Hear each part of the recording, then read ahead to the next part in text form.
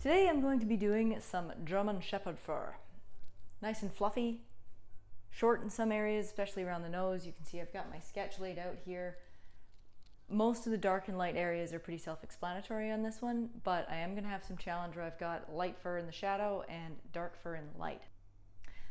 Let's see if we can use an alla prima technique to get the fur looking fluffy and get the lighting right.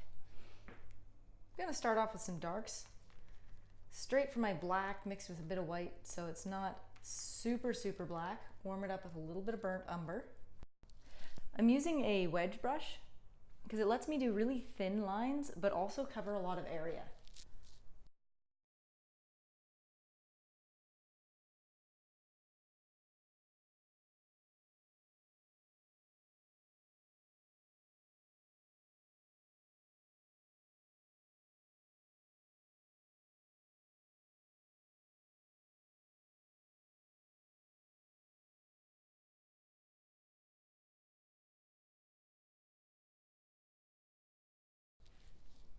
I'm using a tiny bit of just pure black for the nostrils. I don't want to lose where those are. I'm going around with some pretty dark colors here. You notice the nostrils are on an angle, both in this direction, a little bit in this direction. I want to try and get his nose angle pretty close to his eye angle. Dogs do twitch their noses, which people generally don't, so if you're doing human portraiture, you probably want them to match exactly.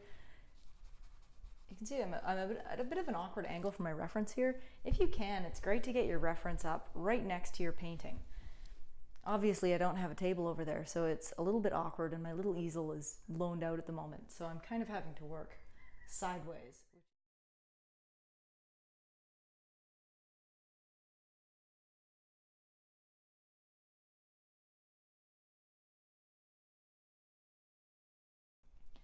I like to make my brush do what the fur is doing. If it's little and square, I'll use a little square brush.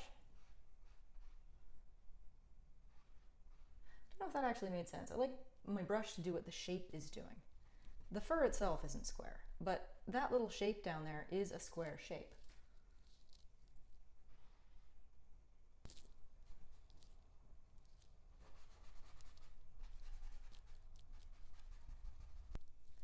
Definitely got some dark happening under here. It's not quite as dark, so I might even add a little bit of white. I was thinking brown to lighten it up, but it isn't brown. It's a bit yellow. Paying attention to color and value, how dark or light something is and what the hue is probably one of the biggest and most important parts of painting. Drawing is important as well, because if you don't get the drawing right, then your anatomy's off. But if you don't get the color and the shade right, if you look too much at what you think is supposed to be there and not what actually is there, you wind up painting it wrong. And what an audience really wants to see, what a viewer really wants to see, is your interpretation of what is there. So I've turned this sideways and doing some brushy little strokes here. This gives the illusion of long fur in this area. If I turn it the other way, I can get a nice narrow line to show where that really goes deep under the fur above it. And I can see in this area, the darkness of the fur is really quite warm. It's not black or gray, it's almost bright red.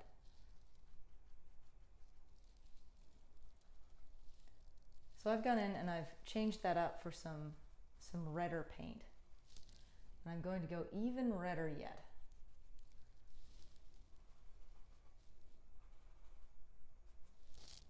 Once I run out of a certain color, I'm not like ditching that color and moving on. I'm just making adjustments. I go back to my palette and I mix in a little bit of another color, and then a little bit of another color, and a little bit of another color, until it just sort of shifts as I move around my canvas. And I'm starting to get into colors that are more common in this piece. So I'm going to have more to do with each one. And I might wind up pausing for a minute and going further into an area instead of getting every place on the canvas that has this nice dark red. But these sideways up and down brush movements are doing a great job at getting me some lovely fur texture.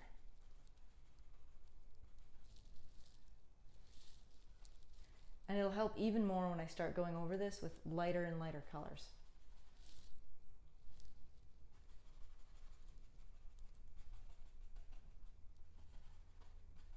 You can see as I get up and start blending into this black, I lose a little bit of my saturation. That's good because I'm losing saturation up there. I might need to change this a little bit though. Get a little bit more yellow in there and some more white so that I can get a lighter color without it being hyper saturated. It's almost a beige.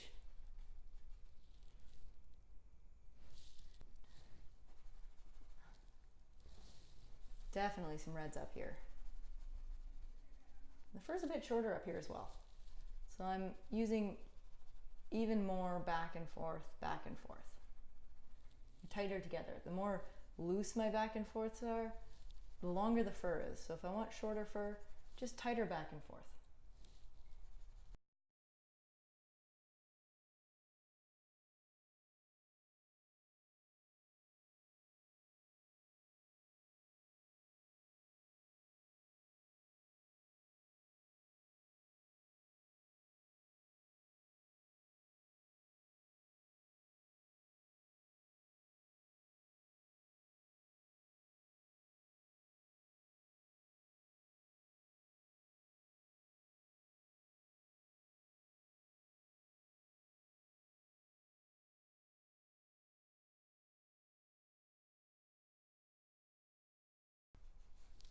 Try not to cover my sketch entirely here, I kind of still need it.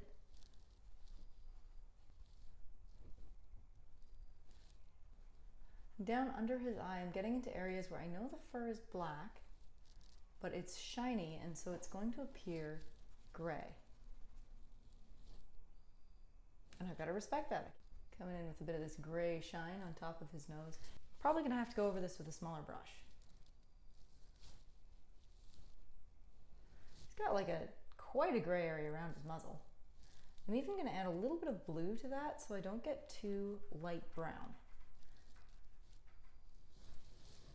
And in here, might go a little darker than it is in truth,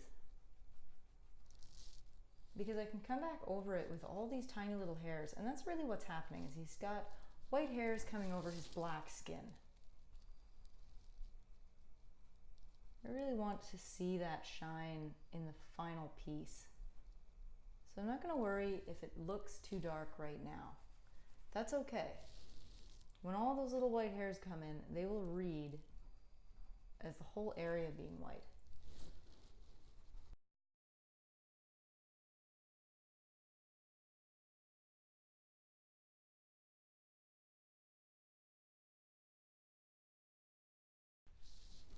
I've got a weird thing going on in here. I've got to make these different shiny areas blend into one another in such a way that it really looks like it's all black fur. In order to make that happen, I'm really just paying attention, paying real close attention to where everything is in my reference.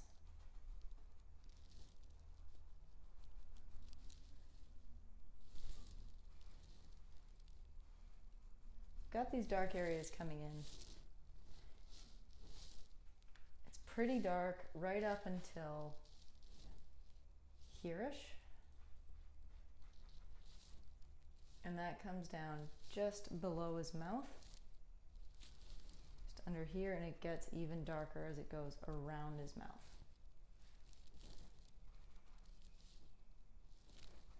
And that's going to blend into some of the brown fur.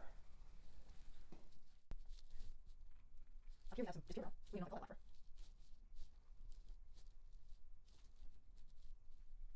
Dark areas right around his nose. They form little wrinkles. You can really see these little wrinkles when dogs scunch up their noses. It's adorable when they do that. Now let's come in with a little bit more bright and make those ripples shiny.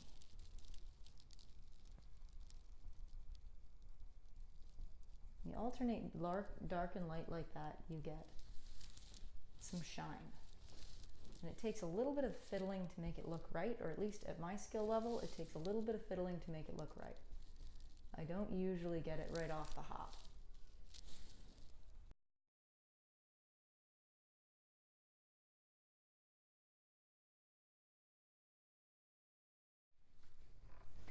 Get some of that brown off my brush, go back to my nice grays, add a bit more white. This is really quite a bright gray. It's going to stand out. This is the shine. There we go. Some shine in there.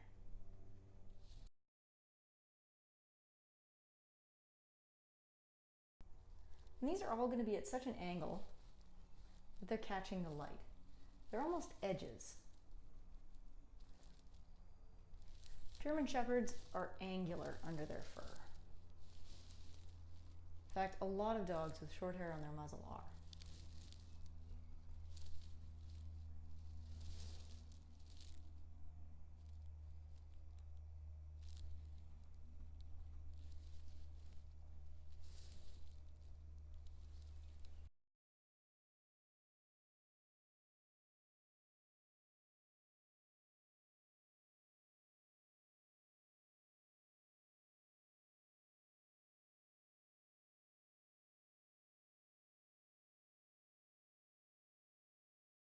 If you've got a brightest spot, you know that's the brightest spot. Try and keep it consistent with all the other spots that are as bright as that spot.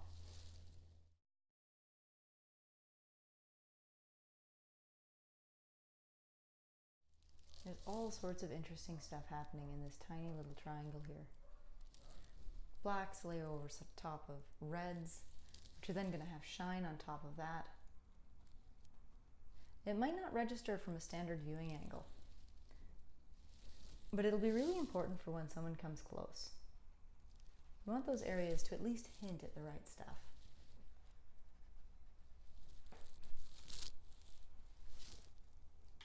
This big beige area in here is going to be a bit of a different color entirely. I'm going to give my brush a wash, or a wipe as I do. Starting with some white on my brush to see what else is in there. I'm going to add some yellow. Oh, too much. Back to white. Then probably some gray.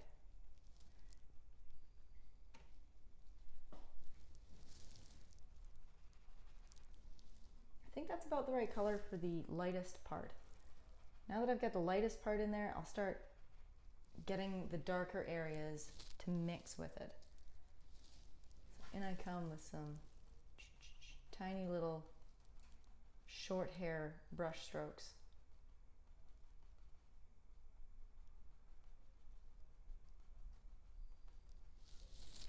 I might even need a smaller brush for this. It's very short hair. So here I come with a tiny wedge brush. Just re-establishing those edges. This area has an interesting texture because the dark fur is mixing with the light fur and also being covered by the light fur. And it's not very uniform. You've got all sorts of lumps and weirdnesses in there. And that's what makes it look natural, if you can capture those. They're not random, but they're not as uniform as you'd expect.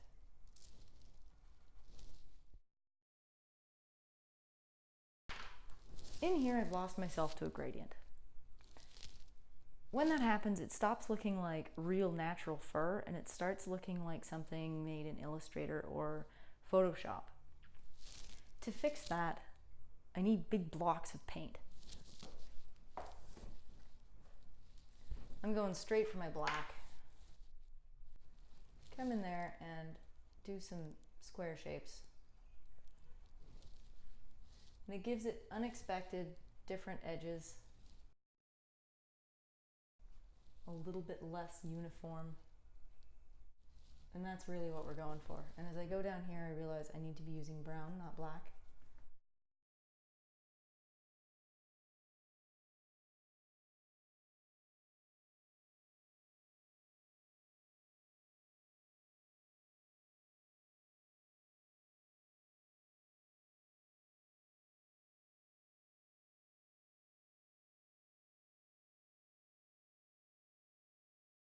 Time to get some more of that beige color in there.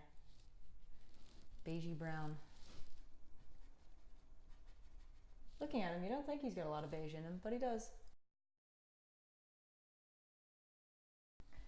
And when I'm going through areas that already have a lot of paint, I check on my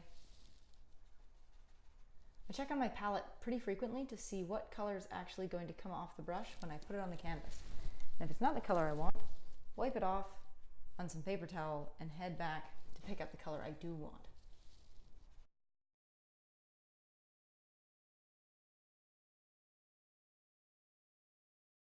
Up there I've got some sort of a brownish black triangle right there.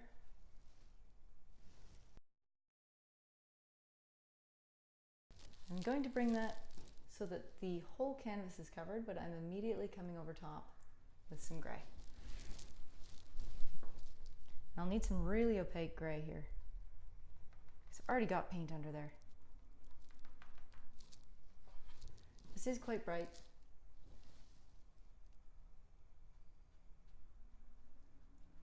Shiny hairs, nice little shiny hairs.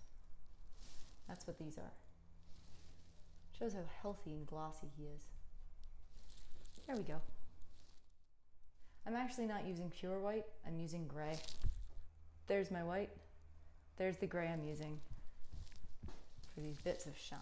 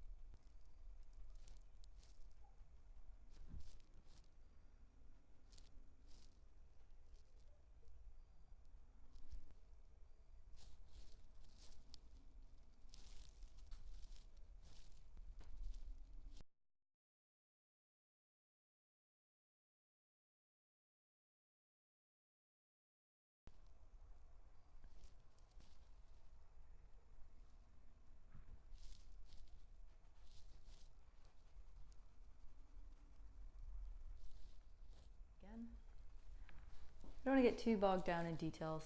I've still got lots to do here that is big brush work. I want to hit this area of the ear, this area of this ear, and I really want to get this area filled in.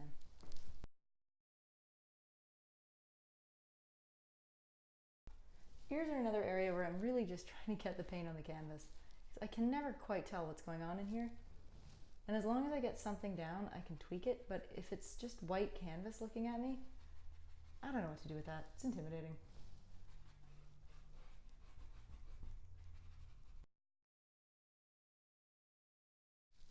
I missed out on some of the dark parts, so I'm going to go back in and put those in. Nice thick ridge to his ear here.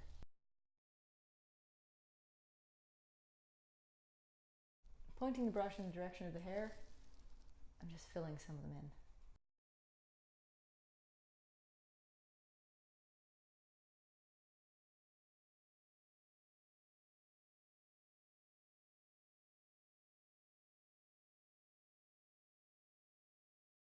Not worrying that this isn't quite right yet.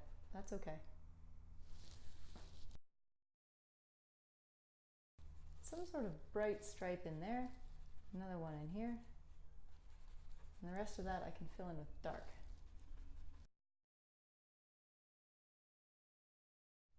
This image is actually quite hard, so I'm going to pick up some super opaque titanium white and redefine it.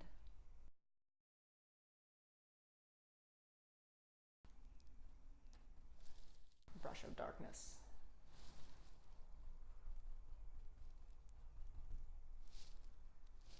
This is mostly longer, darker hairs coming up and obscuring the edge of the ear.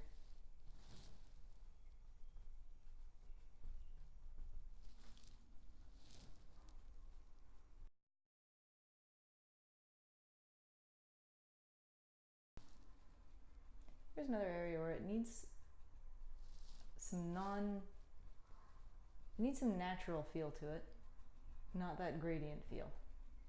So I'm really looking for where the ear has unexpected or unusual texture.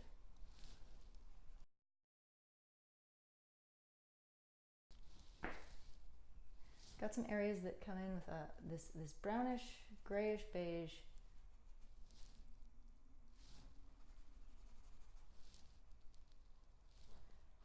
There's some down here as well. And that's gray because it's in shadow. That's the shadow of his head.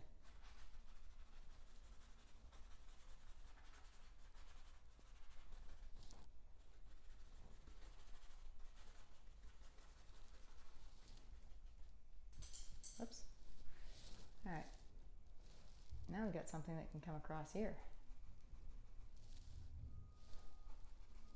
Too dry though. Oil. There we go.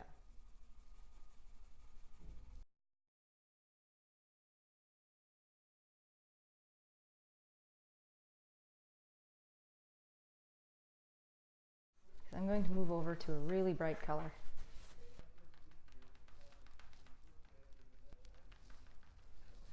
Such a nice bright color here. Oh, what's that? Get out of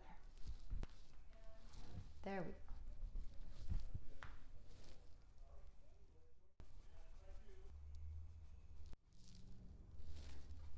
This color isn't going to actually be filling this whole area, but I want some of it to be there to blend with when I get there.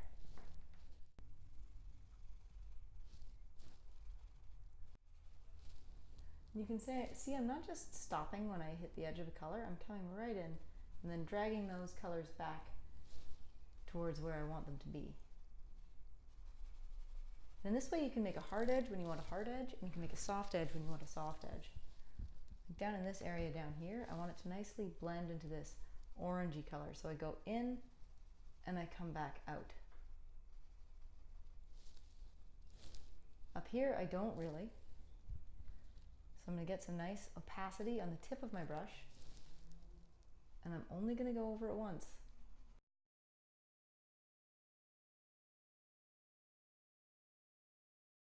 This comes up and creates a harder edge too. So I'm using the flat of my brush, getting in its space a little. There. You'll notice that came with my brush when I moved back into this area. So I need to figure out where I want to put that.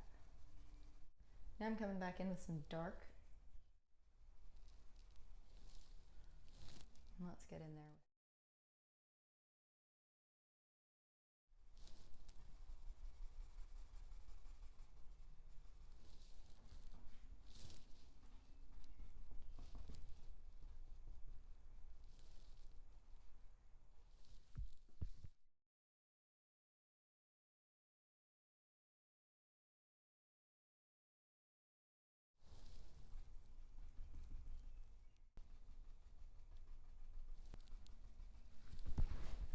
Now, one of the things that's really going to make this come to life is getting layers of fur.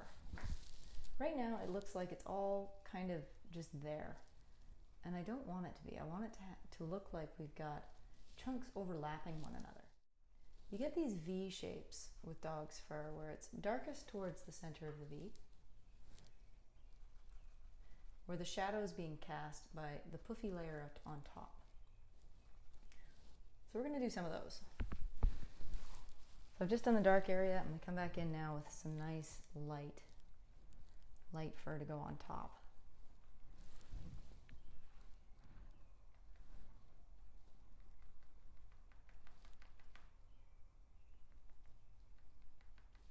It's the very lightest right by the shadow.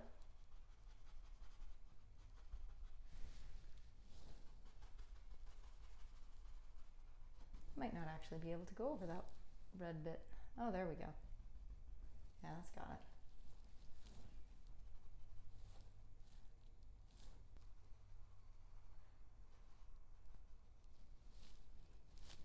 And he's got this kind of bright line across here where some of his fur is shooting out.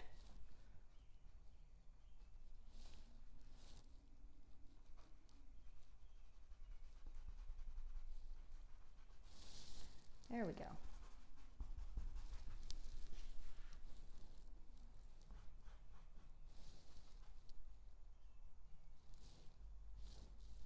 It's going to get a bit darker down here.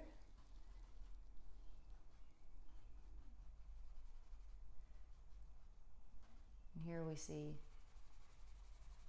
a bit that's underneath. And it's got many of its own little layers underneath here. So I'm going to try and show some of those.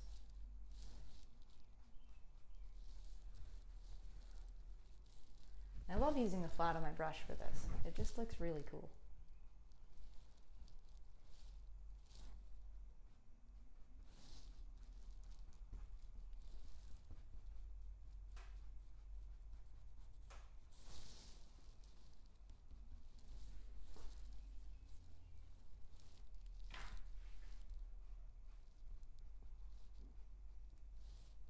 Starting in the bright areas, and then as my brush gets dirty, I work down towards the not so bright areas.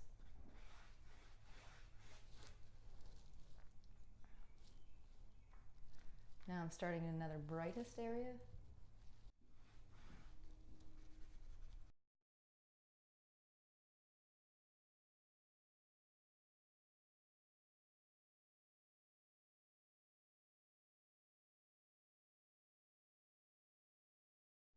Getting into the black on his back, and that's okay. His fur overlaps here, and it comes down in sections.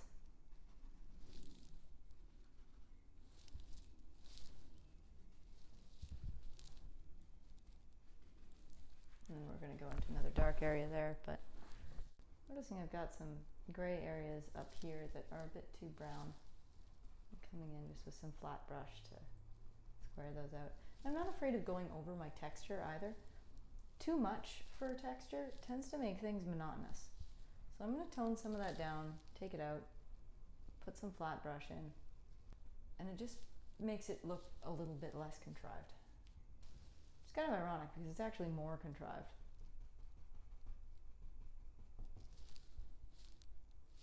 The lengths we go to look natural, eh?